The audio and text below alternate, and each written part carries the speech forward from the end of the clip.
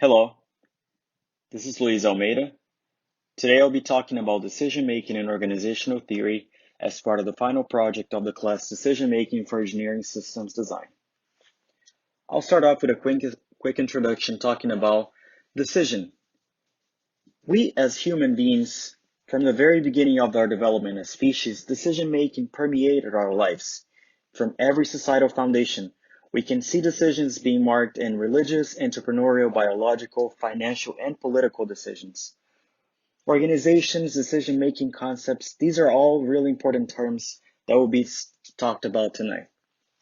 These are established into organizational theory studies that focus on the tools, best practices, and the inherent innovation processes. The purpose of this study tonight is to review the following articles and examine its core concepts through the lenses of the content learned during the class.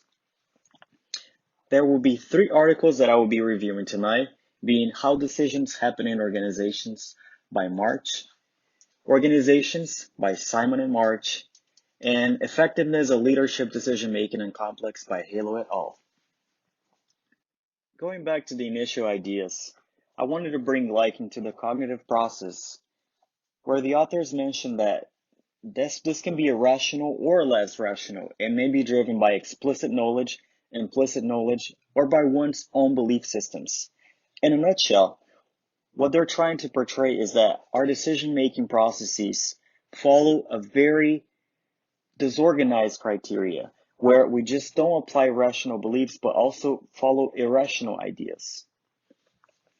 The decision of making is comprised of miscellaneous factors that must be evaluated in order to best select the optimal choice among all alternatives. The optimality depends on subjective as well as informational factors. According to the authors, the cognitive process, like I mentioned, can be rational or less rational. They cite the work of other writers in describing the use of heuristic processes to deal with complex situations, the typology of systems, and the obstacles to effective decision-making.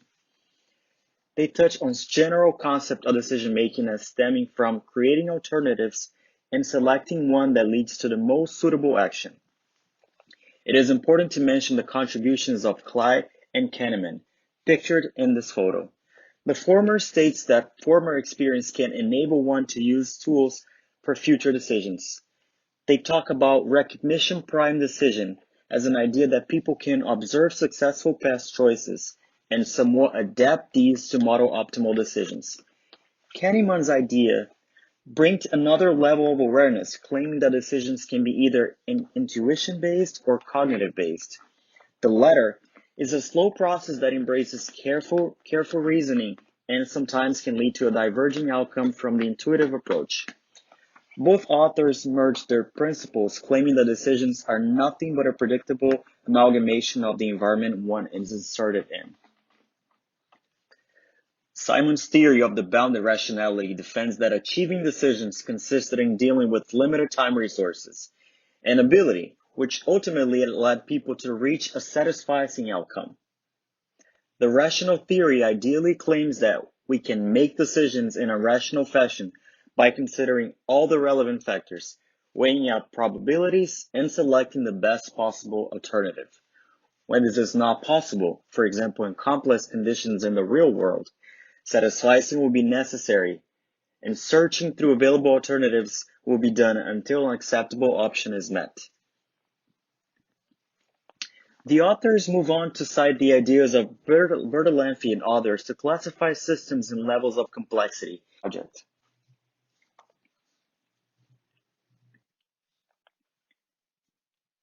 As simple, complicated, complex, and chaotic. The Cynefin framework pictured here was developed by Snowden to depict all of those criteria. Snowden and Boone claim that in the world of the simple or obvious, the leader's job is to sense, categorize, and respond. At this level, there are clear cause and effect relationships, and the right answer is evident. In complicated contexts, leaders should sense, analyze, and respond. Expertise may be required here, and there may be a need to consider several options, which may all be good. The complex context is the realm of unknown unknowns. And this is where much of the contemporary business world now lies. Leaders need to probe, sense, and then respond. This is the field of emerging solutions and patterns. In chaotic contexts typified by crises, it is not possible to see relationships between cause and effect because there are no patterns. The leader needs to move between several domains, separating out simple, complicated, and complex problems and dealing with them all appropriately. What I found very interesting was the approach to complex systems and decision-making pitfalls framed of the theories of Eisenhardt, Robert Greenleaf, and Marcus demonstrates that bias, time available, limited information, beliefs, and other behavior patterns play a major role in the realm of managerial decisions. The researchers point out that many decisions are biased and lead to errors, and stress the dangers of reaching early conclusions, stating that before considering all the information, overconfidence in judgments and failing to use a systematic approach can all result in faulty decisions. Other inherently human obstacles to decision effectiveness consist of anchoring traps, confirmation bias, the status quo trap, and the sunk cost trap. I would like to move on to a quick critical analysis and learning discussion on the article that we just talked about. I'll bring about the effectiveness of key decision-making concepts. It's important to mention that the authors collect data to assess the validity of actual tools employed in complex real-life scenarios. The respondents were asked to rank technical, financial, and human decisions in terms of difficulty. They had to cite how information is sourced to make decisions, define how emotions can negatively or positively affect decisions, and how their views on the use of subjective opinion and intuition, confidence levels, and acceptable level of riskiness were while making decisions. The results show that for the sample individuals, 68% male and 32% female, making decisions on human matters was considered the most difficult undertaking, and that friends and colleagues are the main source of information to make decisions. Their responses demonstrate that subjectivity and intuition are widely used, and considering the effect of emotions as being tired or tense was very well considered. Men consider themselves as more confident to make complex technical decisions, while women are seen as more competent in making financial decisions. The authors discuss the results, and they draw a parallel between literature aspects to advise on complex decision-making strategies. In summary, leaders and managers should consider their emotional state when presented to challenging decisions. Emotional intelligence, subjective opinion, and unconscious bias awareness must also be fostered to improve perception in complex decision scenarios. Plus, the research has shown that experience and confidence levels are very closely related traits. What does that mean? Although regardless of experience levels, the importance of properly collecting and assessing different sources of information must be accounted for in order to minimize risks. Ultimately, though, the authors offer visual matrix that I showed before to support decision makers in assessing impact versus risk factors. Another point to talk about is, as with any individual presented to a range of options to be chosen from, the authors defend that external conscious and subconscious factors are part of the decision framework. As such, a personal real-life scenario as tough for some as choosing a career to pursue or the best neighborhood to live in are examples of complex situations that I had to make during adolescence and adulthood. In this context, I bring attention to Simon's concept of bounded rationality, as it relates to the scarcity of resources being time, ability, knowledge, networking, etc., that ultimately leads one to choose a satisficing outcome. So again, a satisficing outcome is very important to be discussed here. This ties back into my Project 1 route selection for the Sepulveda Pass Transit Corridor and its concluding remarks. The ultimate alternative chosen there characterizes a simplified approach that I took due to limited resources. In other words, I have very limited time, ability, knowledge, and networking to perform that research. As stated in the discussion, several requirements that would add complexity in the project have not been considered. In addition to that, when analyzing the principles of Klein and Kahneman, I second the idea that one's choices can be a product of previous experiences, and that our decisions originate from the environment we're inserted in. Take on an SAT, for example, where a student is faced with two remaining questions. One question consists of a similar mathematics problem where the student has practiced a lot before, and the other is a multiple choice biology analytical question. The first problem will be solved through his former exposure to the solution methods, so a rational approach. The intuition to answer the second problem, the student will likely use his intuition and cognitive skills. And this means that the intuition will consist of a speedy conclusion which can or cannot contain pieces of biases and beliefs. What does that tell us? The cognitive method will attempt to discard unlikely answers to ultimately reach one that seems more suitable. Thus, by choosing one method or the other, the student may reach different answers. As the authors state in the article, I agree that ordinary individuals and managers use both types of thinking, intuitive, and analytical, in combination depending upon the task.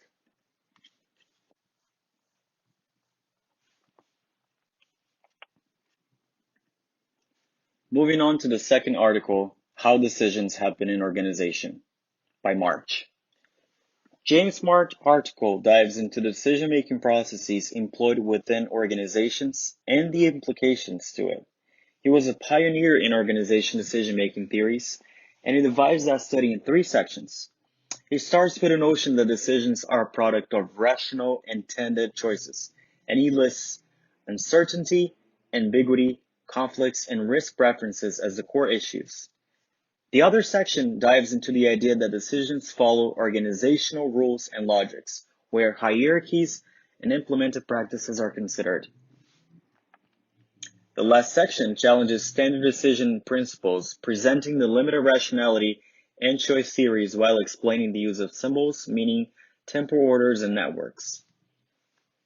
March starts drawing a parallel between choices, intention, and consequences, and he describes the four principal items that a decision maker faces. In practical terms, individuals are presented with alternatives which are then evaluated through the lens of consequences, preference ordering, and decision rules. The results will be the highest expected value choice selection. While this is faithful to some extent, the outcome of rational choices faces uncertainty, ambiguity, and primary challenges. From this perspective, the author highlights that limited rationality ideals with unexploited opportunities, resources, and the infinitive nature of alternatives that one can identify, depending on the amount of slack. Moving on to the critical analysis of how decisions happen in organizations. They explored in the chapter the theory of bounded rationality, and it resonates a lot with my conception of slack and the variance between opportunities, resources, and the nature of alternatives identified during the decision-making process. It's very interesting to understand that human beings in general can change their decisions based on the amount of slack or their preferences based on the amount of slack also. So another important thing was the concept of decision as rule-based actions. That resonates a lot with my understanding that a lot of humans seek to follow rules of appropriate or exemplary behavior. So in other words, most of us consider rules as a legitimate, expected way to perform a task or make a decision. And we usually follow those rules either by experience, evolving and varying rules, or trends and fads. That's defended by the authors.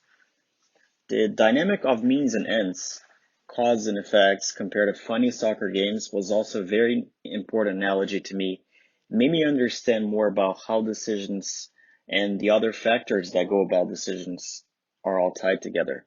So again, the authors claim that individuals make choices based on explicit or implicit price systems or negotiation contracts are used to produce optimal outcomes for each party involved. I disagree with the generality of the statement, considering that oftentimes contracts may be imbalanced and can benefit the most powerful party.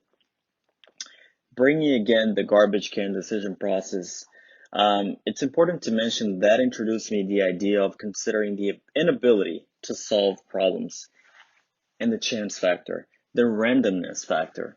I do concur with the ideas of decision making as being a nonlinear, uncertain, and complex process. However, decisions certainly contain a high degree of rationality and can follow a non-conventional order, but I do disagree that this is a very general concept. I don't think that all decisions can be thrown in this random concept as they do. So from reading the chapter, I think I have learned to become more observant of the ration and irrational mechanisms that come into play when decisions are made, and the contradictions that we may encounter along the way. That's a very important takeaway from this chapter. Now, moving on to chapter 7 of Mark's book, Planning and Innovation in Organizations. So I'll talk a little bit about this article, and it was really, really interesting to digest it. It took me quite a long time to actually understand all of his principles and ideas.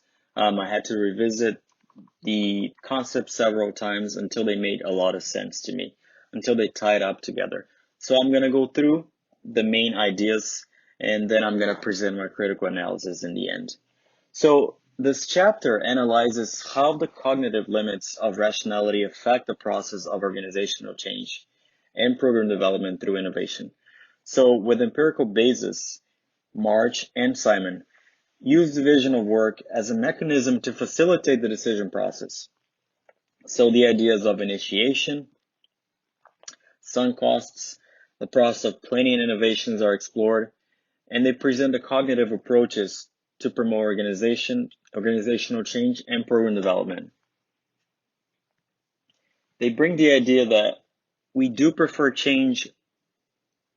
prefer change over constancy.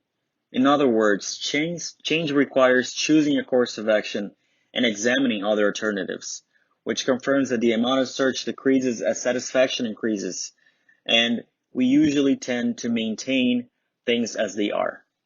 So they also alert to the fact that the type of influence process involved in decision making will be a function of the type of choice problem. What does that mean?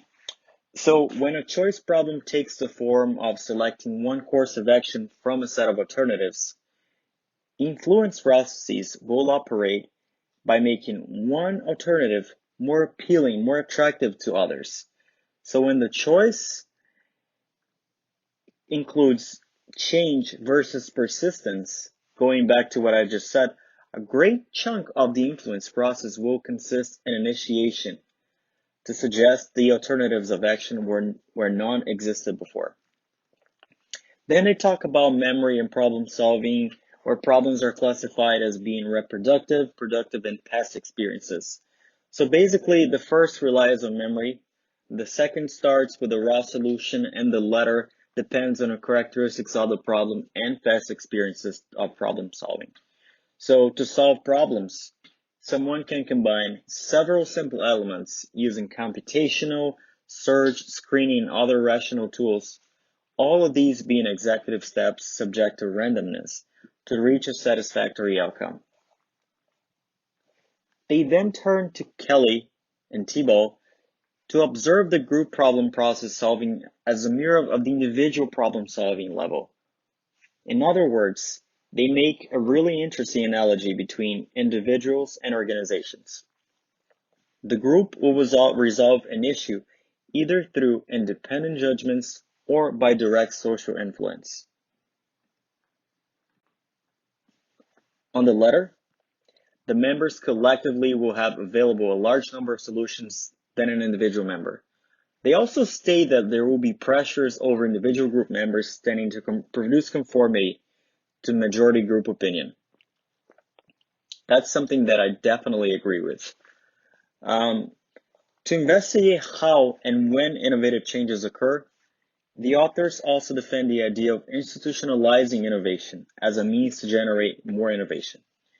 So, as Gresham's law of planning states, Gresham, a very important theorist from the Elizabeth times, a person is more inclined to prioritize highly programmed activities. So that explains the idea that to engage in an activity, the greater the time pressure attached to an activity, the greater the propensity to engage in it. The greater the clarity of goals associated with an activity, the greater the propensity to engage in it. For unprogrammed activity, however, either work through allocating resources to refuse to provide substitute or alternative goals that can be reached by programmed activity or through deadlines. What it means is that we tend to engage in activities that are more programmed and that have a more constrained time pressure. The authors move on to characterize three functions related to commitment to new programs and program elaboration, namely being investing, entrepreneurial, and broker. In the topic of resourcing program ideas, they bring about the advantage of borrowing versus invention. Borrowing, considering an initiation or importing new personnel, brings the benefits of reducing costs associated with actual invention, testing, risks of error.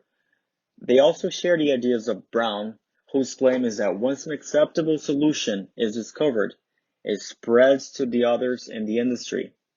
In summary, a lot of the internal communication about new program focuses at the organization memory for considerations, whether it is proposals or considerations.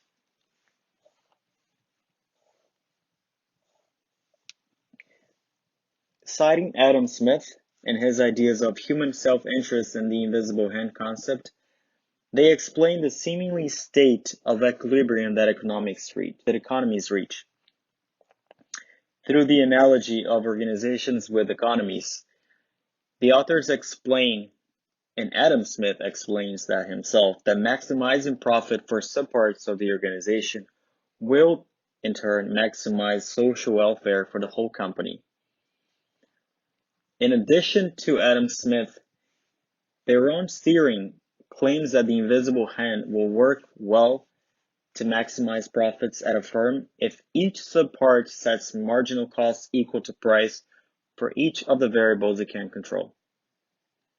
To explain the principle of boundary rationality, the authors turn to Mises and Hayek's postulates, describing that, given realistic limits on human planning capacity, decentralized system will work better than the centralized. They also talk about price mechanism and wartime planning, which I describe more in my report. Now I want to move on a little bit about the critical analysis of this article.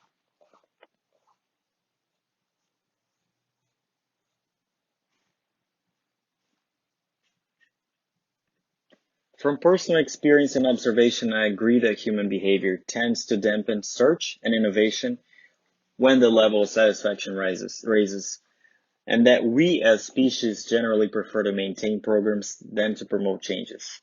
We can look back to history and view countries as organizations, for example. We can see that most of the time changes that were derived from chaotic situations that led societies to a state of turmoil, whether that was economically, politically, or socially. Understanding this perspective brings really good clarity about how revolutions led to the abolishment of monarchies, dictatorships, and other established regimes that were opposed to change. That means that something has to be really terrible in order to be changed. Humans usually get accustomed to the status quo until they find that it's time for upheaval. Similarly, the idea of opposition to changes can apply to businesses and organizations. The authors analyze entire organizations, suppliers, and designers from the perspective of individual, utilizing maximizing decision makers, which is clearly a really smart analogy. The same obstacles that limit rationality, being cognitive limitations, imperfect information, and time constraints, can also be seen in group scenarios. So to finalize, to wrap up, the main takeaway of reading this article made me understand that people, and therefore organizations, very rarely have full or perfect information, and that there's always going to be irrational factors, which is what makes us human. Thank you for your attention.